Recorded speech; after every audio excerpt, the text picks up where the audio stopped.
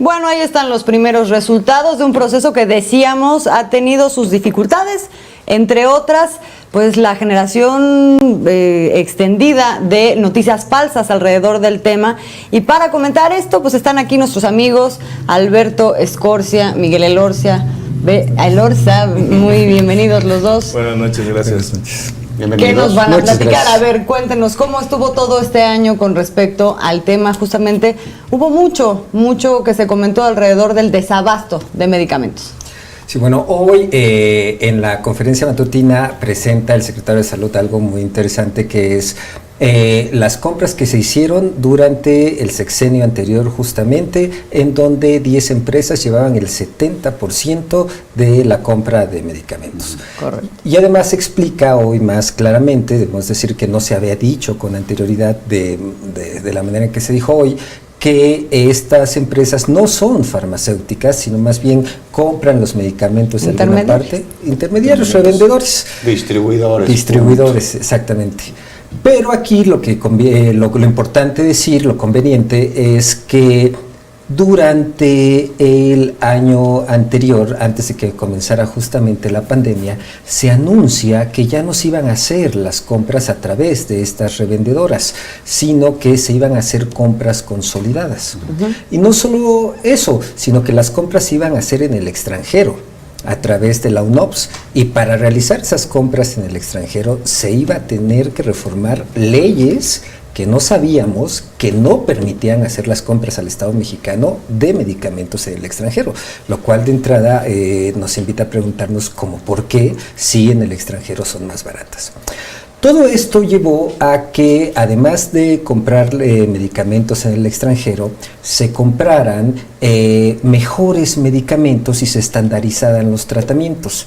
El caso, por ejemplo, de los retrovirales para el VIH es un ejemplo paradigmático.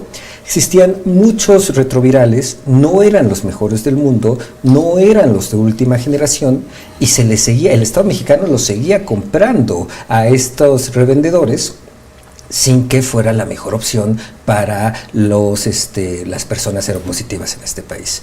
Se hizo esa compra, se estandarizó el tratamiento en todo el país. Ahora quienes tienen VIH reciben el mismo medicamento, el mejor en este momento.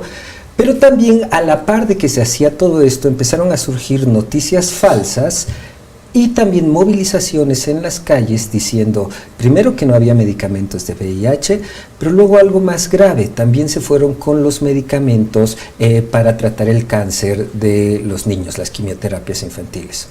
Entonces, en redes sociales empezaron a surgir noticias falsas, o por otro lado, se inflaban los tweets, las publicaciones en Facebook sobre las manifestaciones de los papás de los niños.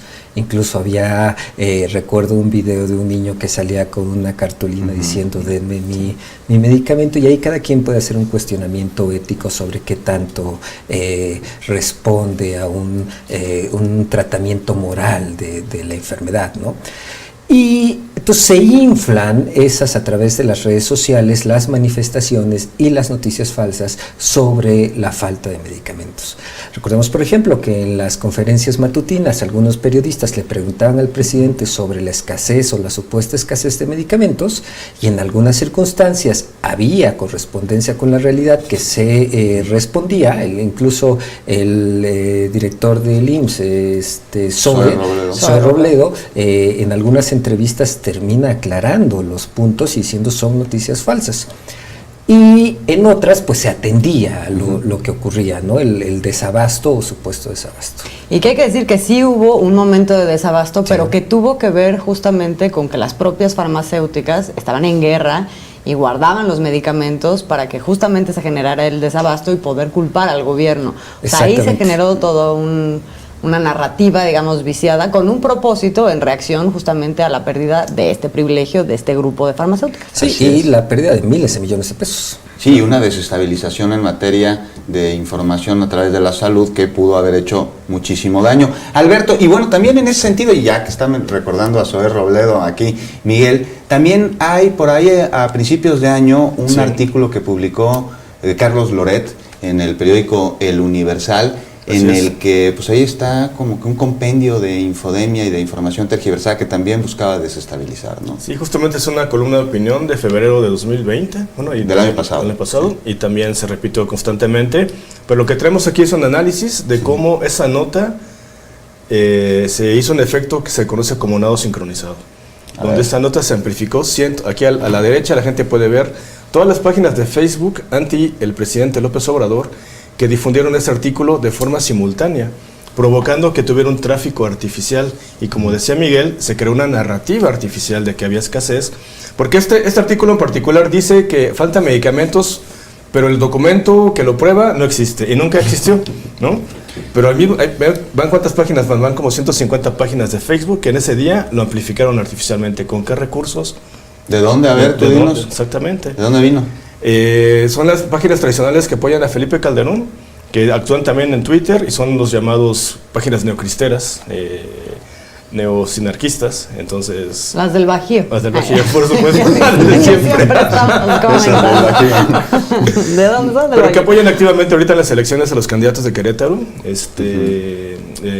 en Yucatán, en varios lugares donde está el PAN impulsando, y también a los candidatos de México Libre, ¿no? Bueno, pero aquí en este tema todo el mundo le entró, porque hasta Eugenio Derbez se fue de boca con una noticia falsa, ¿no?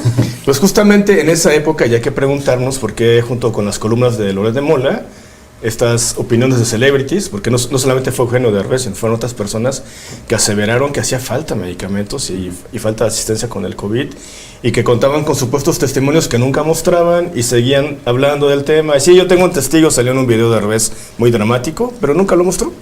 Y nunca apareció esa persona que iba a demostrar que había más muertos de COVID en Tijuana que en el resto del país, ¿no? ¿Habrá actuado de manera autónoma, independiente? No, es una técnica que se llama matriz de opinión, que se utilizó mucho en Venezuela, luego en Colombia, en Brasil. Les resumo rápidamente que es: para imponer una narrativa tienes que atacar influencers que no siempre están enterados del tema, pero tienes que convencerlos de forma dramática. Entonces pudieron haber sido algunas personas de algunas agencias de relaciones públicas que atacaron ciertos targets para convencerlos de que hablaran, y luego cuando Derbez se vio presionado para mostrar las pruebas, y seguramente se las pidió a estas personas, pues nunca aparecieron, ¿no? Y quedó como un mentiroso, ¿no? Un mentiroso. Bueno, pero no es la primera vez que se enemista, ¿no?, con sus seguidores. Eugenio Derbez tiene un historial de enfrentarse a las audiencias digitales. Como hipótesis, yo planteo que es a partir de su formación. Quiero decir, la naturaleza de la televisión antes de las redes sociales es una comunicación unidireccional que no permite réplica. Es decir, ¿no? Exactamente, de la pantalla hacia el televidente, no hay cuestionamiento, no hay nada. Un ejemplo interesante de esto es en el 6 de diciembre de 2014, en el Teletón, en todo el contexto nacional, no olvidemos lo que había pasado.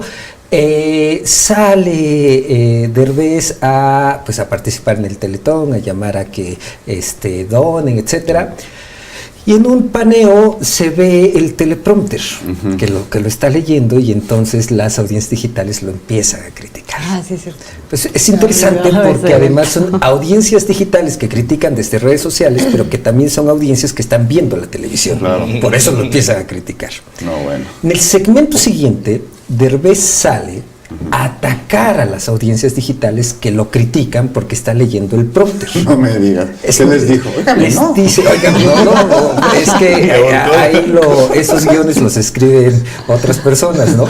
Pero bueno, ahí sale a decir, y no porque yo lea el teleprompter quiere decir que yo no lo escribí, lo que pasa es que lo escribo para que no se me olvide nada.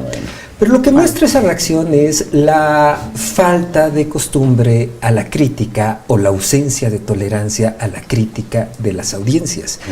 Y a partir de ese razonamiento lo que muestra es un desprecio hacia las audiencias, no solo hacia la crítica de estas. No estaba acostumbrado. Yo quisiera añadir algo rapidito al respecto. Es que hay una teoría incluso académica de este tema, es que esos influencers de antes, de las redes sociales, ya no tienen ningún poder ahora. Y lo que pasó con Derbez es que se enfrentó a la realidad, que lo que decían no era suficiente porque era él mismo. O sea, ya no puede hablar de todo porque esa época ya terminó. Ahí está. Pues ahí está. Queridos, muchísimas gracias por acompañarnos. Este jueves nos vemos el próximo. Muy buenas noches. Hasta la próxima. Se va con cuidado, ¿eh?